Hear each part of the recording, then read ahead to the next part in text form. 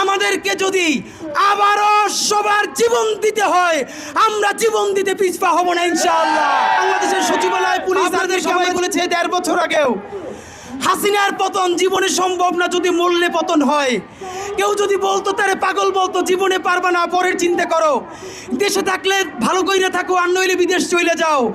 যেই আদালত খুনি হাসিনা বানিয়ে এই ক্যাঙ্গারু কোর্টের মাধ্যমে জামাতে ইসলাম থেকে শুরু করে বিএনপি নেতাদেরকে শুরু করে জুডিশিয়াল কিলিং করেছে, গুম করেছে, খুন করেছে, তার বানানো আদালতে, তার পুরো এস্টাবলিশমেন্টে আজকে শহীদ পরিবারের সামনে, চিরতরে অন্ধ হওয়া পঙ্গু হওয়া মানুষের সামনে আদালত যে ন্যায় বিচারের নজির স্থাপন করেছে, আমরা মনে করি এই ন্যায় বিচারকে বাস্তবায়ন করবার জন্য আমাদেরকে যদি আবারও সবার জীবন দিতে হয়, আমরা জীবন দিতে পিছপা হব না ইনশাআল্লাহ।